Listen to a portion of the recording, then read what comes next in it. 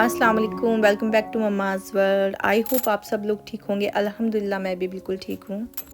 तो जी गर्मियों ने दे दी है दस्तक और सर्दियाँ कहने लगी हैं टाटा बाय बाय। तो इसी के साथ मैं भी अपने सारे गर्म कपड़े मैं अपने रख चुकी हूँ और अब जो हैं वो रमज़ान की तैयारियां हैं ज़ोरों पर।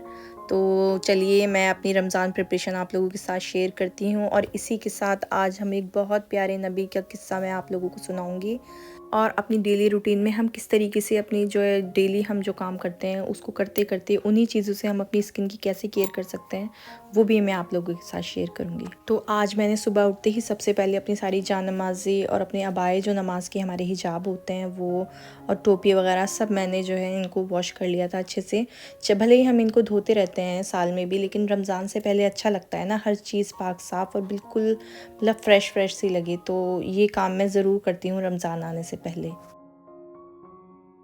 जब ज़मीन इंसानी घमंड और तकब्बुर के बोझ से भर गई थी और इंसान अपने मालिक के ज़िक्र को भूल चुका था, तब अल्लाह ने अपनी रहमत और इंसानियत के बचाव के लिए एक नबी भेजे। ये कहानी एक ऐसे नबी की जो कौम की गुमराही और कुफ्र के समुंदर में घुट रहे थे। ये कहानी है हज़रत हूद अलैहिस्सलाम की, जो अपनी कौम के लिए रहमत बनकर आए मगर उन्हें अपनी हकीकत का एहसास ना हो सका। हूद अलैहिस्सलाम का ताल्लुक़ कौम आद से था, जो हज़रत नूह अलैहिस्सलाम के बाद एक मजबूत और ताकतवर कौम बनी। कुरान में इनका जिक्र सूरह अल-आराफ की आयत 65 में, सूरह हूद की आयत 52 to 60 में और सूरह शुरा की आयत 123 to 140 में आता है। ये लोग अपने शानदार महलों और इमारतों का फ़ख्र करते थे। अल्लाह ने उन्हें खूब कुव्वत, मालो दौलत और ऊंची कदकाठी से नवाजा था, लेकिन ये अपने मालिक का शुक्रगुजार कभी नहीं करते थे। तकब्बुर और गुरूर में मुब्तला होने के साथ साथ बुत परस्त भी हो चुके थे और नाउजुबिल्लाह अपने बुतों को अल्लाह के बराबर मानते थे। कुरान में इनकी हालत को सूरह आराफ की आयत 65 में कुछ इस तरह बयान किया गया है। और आद की तरफ हमने उनके भाई हूद को भेजा। उन्होंने कहा, ए मेरी कौम के लोगों, अल्लाह की इबादत करो, तुम्हारा कोई माबूद उसके सिवा नहीं है। क्या तुम उस पर ईमान नहीं लाओगे? हूद अलैहिस्सलाम ने अपनी कौम को समझाया, अल्लाह पर ईमान लाओ, अपने तकब्बुर और गुरूर को छोड़ो, बुत परस्ती को छोड़कर सिर्फ अल्लाह की इबादत करो। हूद अलैहिस्सलाम ने उन्हें ये याद दिलाया कि उनके पास जो कुछ है अल्लाह की रहमत के सबब है, लेकिन अगर वो कुफ्र पर अड़े रहे तो अजाब उनका इंतज़ार कर रहा है। उन्होंने कहा, ए मेरी कौम के लोगों, तुम अपने रब से माफ़ी मांगो और उसकी तरफ पलटो, वरना वो तुम पर आसमान से मूसलाधार बारिश बरसाएगा और तुम्हारी कुव्वत में मज़ीद इजाफा करेगा। इसका जिक्र सूरह हूद की वर्स 52 में है। कौम आद अपनी ताकत और दौलत पर घमंड करती थी। उन्होंने हूद अलैहिस्सलाम का मजाक उड़ाया और कहा कि क्या हम तुम्हारे एक अल्लाह पर ईमान लाएं? क्या तुम ये चाहते हो कि जो हमारे बड़े बुजुर्ग करते आए हैं हम वो सब छोड़ दें? इसका जिक्र सूरह आराफ की आयत नंबर 70 में है कि वो अपनी ताकत और इमारतों पर इतना गुरूर करते थे कि हूद अलैहिस्सलाम की बातों का उन्होंने मजाक बना लिया। वो कहते थे, कौन है जो हमसे ज़्यादा ताकतवर है? हूद अलैहिस्सलाम ने उन्हें समझाया कि ये ताकत अल्लाह की देन है, मगर वो और ज़्यादा गुनहगार और ज़्यादा गुनाहों में मुब्तला होते चले गए। हूद अलैहिस्सलाम ने उन्हें कई बार समझाया कि अगर तुम अल्लाह की तरफ नहीं गए तो तुम पर बहुत सख्त अजाब आएगा, लेकिन वो नहीं मानते थे। वो कहते थे कि हमारा अपने माबूदों के साथ बहुत गहरा रिश्ता है, तुम्हारे अल्लाह का अजाब हम पर कुछ नहीं असर कर सकता, और जाओ तुम अल्लाह से कह दो कि जो अजाब देना है वो दे दें। और फिर अल्लाह का अजाब नाजिल हुआ, उन्हें एक सख्त और तेज़ ठंडी हवा के ज़रिए हलाक कर दिया गया। अल्लाह ने हूद अलैहिस्सलाम और उन पर ईमान लाने वालों को सबको महफूज रखा। ये अल्लाह की रहमत थी कि जो बंदा उसकी तरफ रुजू करता है वो उसको कभी जलील नहीं करता और उसको हर अजाब से महफूज रखता है।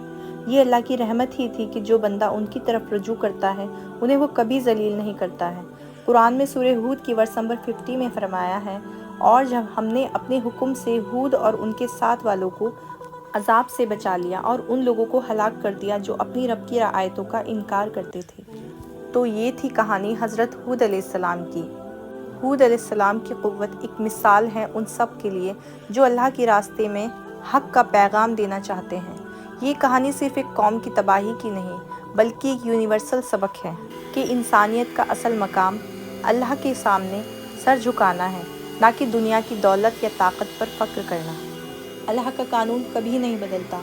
जो उसकी इबादत से और उसके हुक्मों से मुंह मोड़ता है उसका अंजाम हमेशा तबाही ही होता है, और जो अल्लाह की तरफ रुजू करता है اس کے لیے اس دنیا میں بھی اور آخرت میں بھی ہمیشہ سکون اور کامیابی ہی ہے۔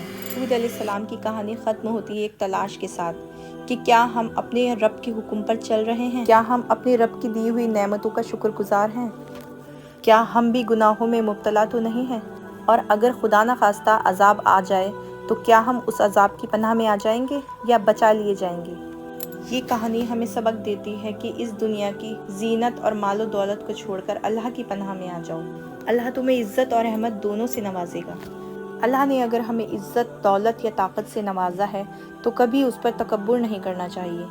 تو جی یہ تھی حضرت حود علیہ السلام کی سٹوری۔ ہم لوگ مسلمان ہیں لیکن نہ ہمیں اپنی اسلامک ہسٹری کے بارے میں خود ہی زیادہ نالج نہیں ہے۔ اگر ہمیں ہی نہیں پتہ ہوگا تو ہم اپنے بچوں کو کیا بتائیں گے؟ تو میرے خیال میں تو ہمیں نا ان سب باتوں کا پتہ ہونا چاہیے تاکہ ہم بیٹھ کر نا اپنے گھر میں جب اس چیز کا ڈسکشن کریں تو ہمارے بچوں کے دل میں بھی دین کی محبت پیدا ہو۔ تو میں تو اکثر بہت زیادہ پڑھتی ہوں اور اس کے بارے میں ویڈیوز بھی دیکھتی ہوں۔ تو اکثر نائٹ میں نے روٹین بنایا ہوا ہے کہ اکثر میں اپنے بچوں کو لے کر بیٹھتی ہوں اور ہم لوگ نبیوں کے قصوں کے بارے میں ڈسکس کرتے ہیں۔ بچوں کو میں بتاتی ہوں، پھر ان سے پوچھتی ہوں۔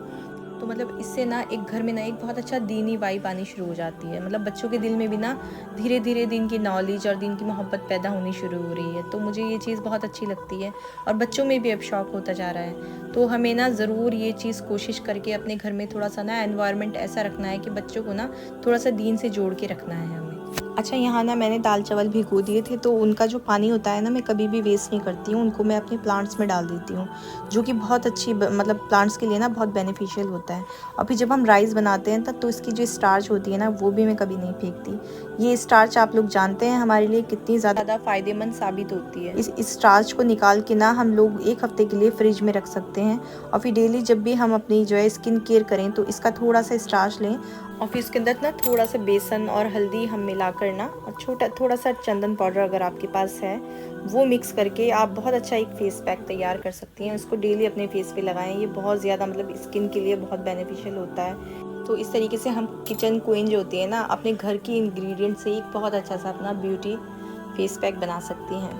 تو آئی ہوپ آپ کو آج کی ویڈیو پسند آئی ہوگی۔ ویڈیو بنانے میں مجھے بہت محنت لگتی ہے۔ پلیز ویڈیو کو لائک کریں، شیئر کریں، سبسکرائب کریں میرا چینل اگر نہیں کیا ہے، اور ملتی ہوں آپ سے نیکسٹ ویڈیو میں۔ اپنی دعاؤں میں مجھے ضرور یاد رکھیں۔ اللہ حافظ۔